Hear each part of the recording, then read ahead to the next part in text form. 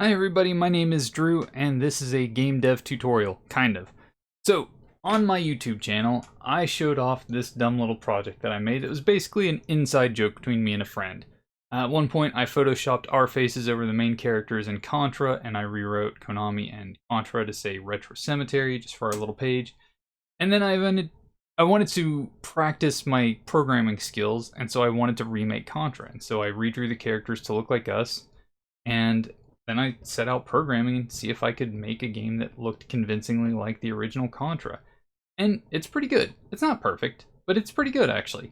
I'm pretty proud of the way it turned out. It could have been worse, for sure. I've come a long way as a programmer since I made this, and so I could probably do a lot better if I tried again. And eventually I will try doing a run and gun platformer tutorial. You can see where it gets a little silly there, where you can't walk through the water. This does have platforms that you can jump up through, and you can shoot in 8 directions and whatnot.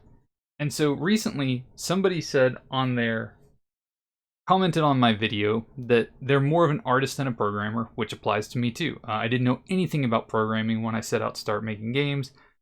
I really just wanted to make pixel art for it, and I decided that if I was a programmer, if I just knew a little bit about programming, that I could cut some corners.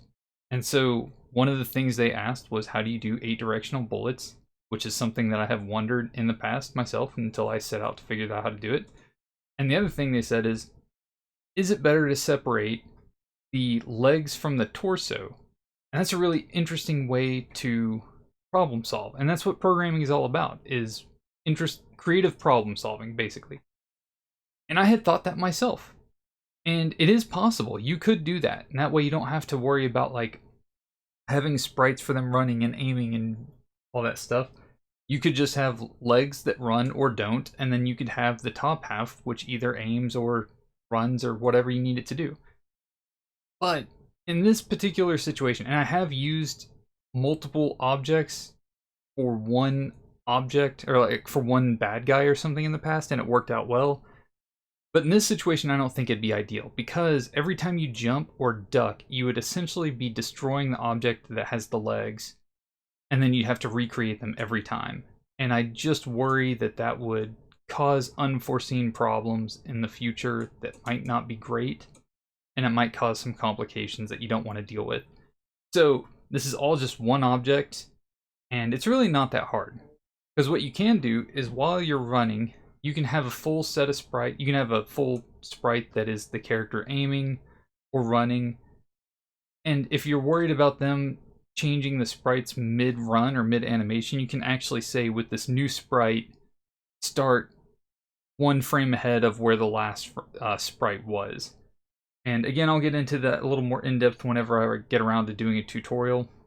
But essentially, when you change from one sprite to the next, you can say image number equals image number plus 1, and that will start you off, instead of at the beginning of the animation, it'll start you off in the same place of the running animation that you had.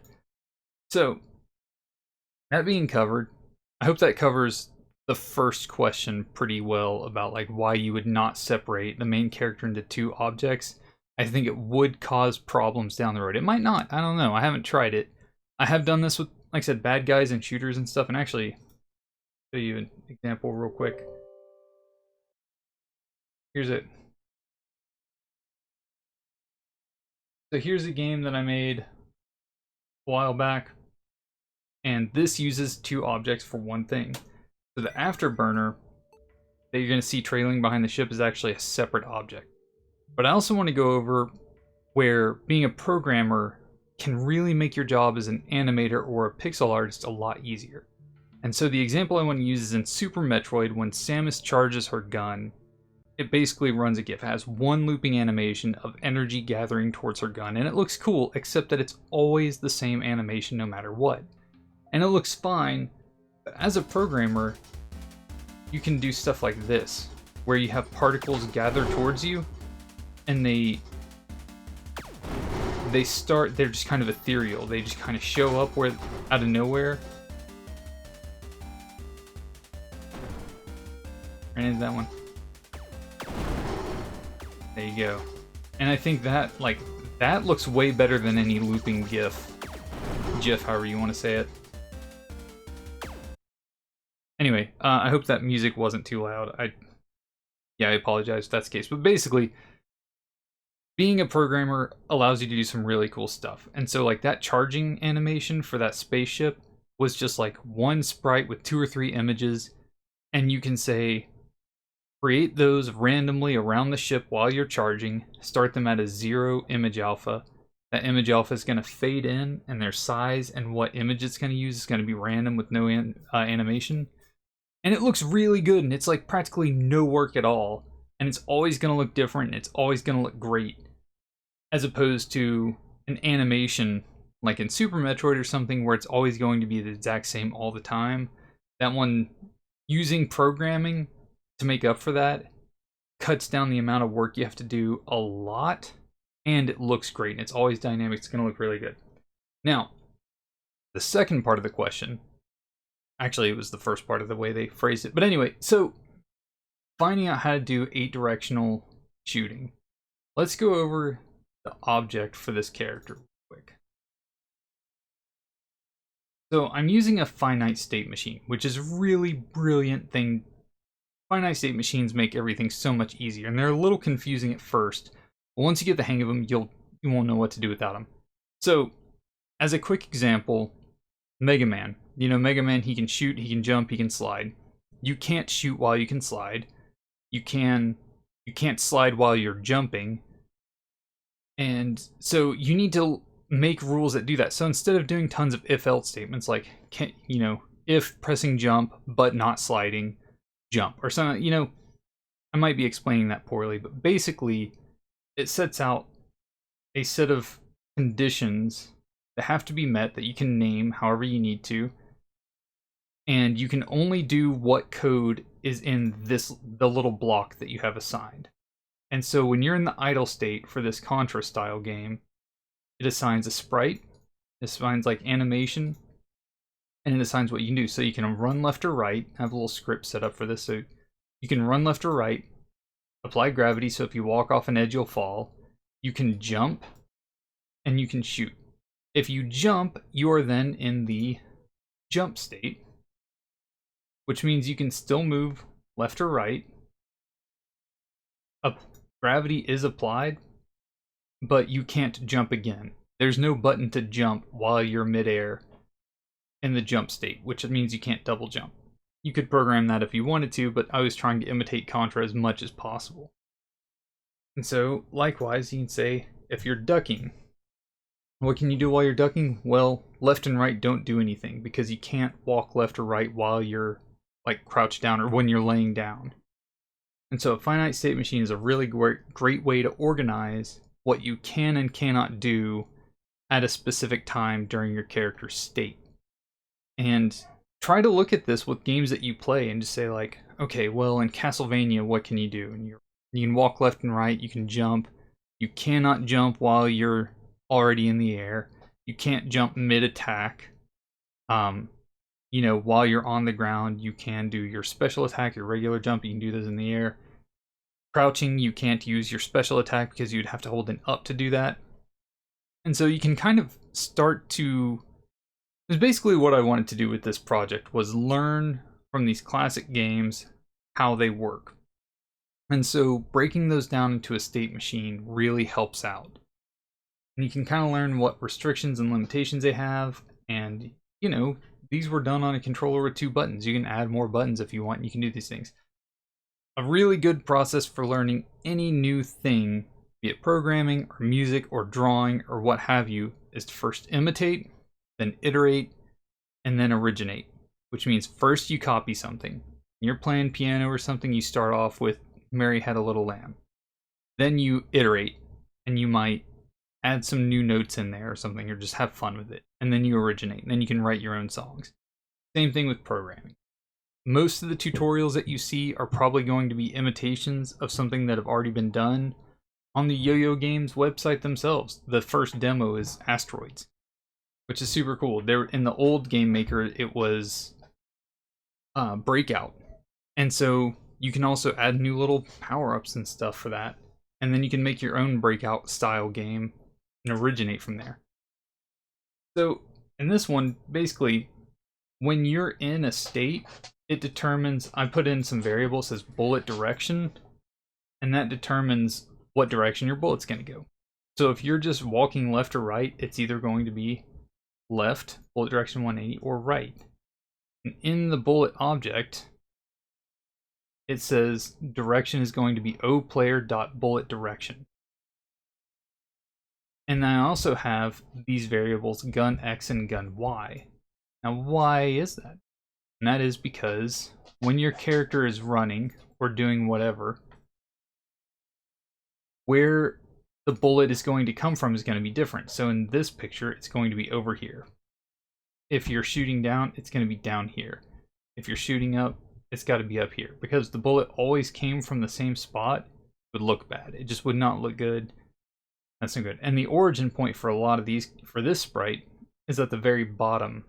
So that I can, on the collision detection, it just basically checks 1 pixel down to make sure that I'm on the ground. And so you have to figure out the gun X and gun Y. Like it's just the variable I came up with, but basically the X and Y for the gun. So when you shoot, it's always going to... Okay, so I have a script for that. It's always going to shoot in the X plus gun X variable, Y minus gun Y, and then bullet.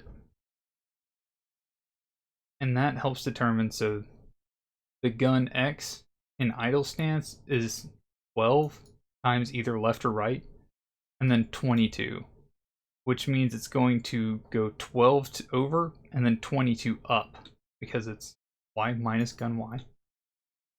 And so, for instance, in the idle position, 12 and 22 is going to be 12 pixels over from this point and 22 pixels up.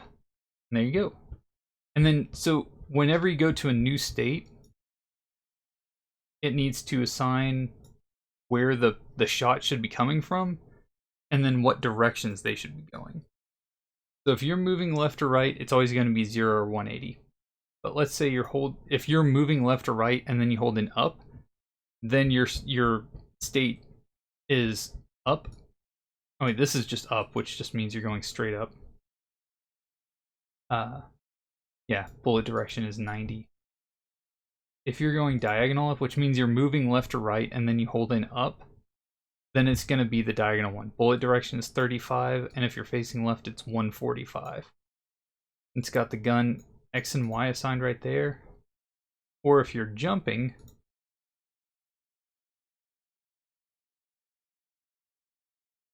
I think if you're jumping, I made it so that it just basically comes out from the center. But yeah, I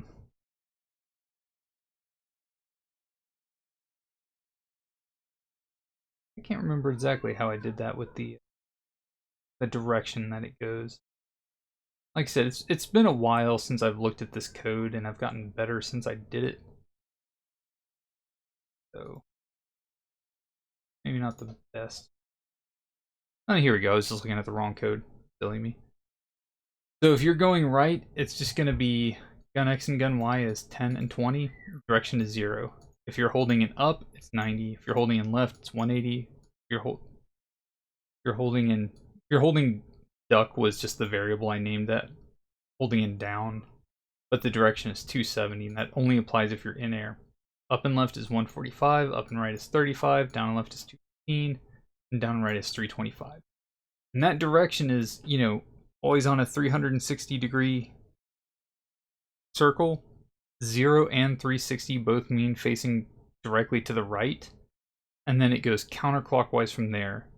So this would be 0 if I'm going to follow this. This would be 90, 180, 270. You're going to go in a counterclockwise circle around the screen.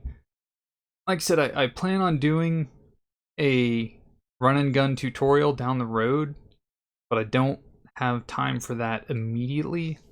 I would like to do that sometime soon, but things are so crazy right now, I don't want to make any promises. But I hope this helps you out. I know that some of this is kind of specific to my project, and it might not be entirely clear how it's working, but you can always assign bullet directions, and you can do so pretty easily. And that's how you get 8-directional shooting in a project like this, and also why you probably don't want to separate your torso and legs, although that is good creative problem solving and I like that. But I think in this project it would be a little cumbersome and maybe cause some problems. Anyway, I hope that answered your questions. Let me know if you have any more, just write down in the comments. And I appreciate you guys taking time to look at the project, and let me know what you think. Thanks, bye.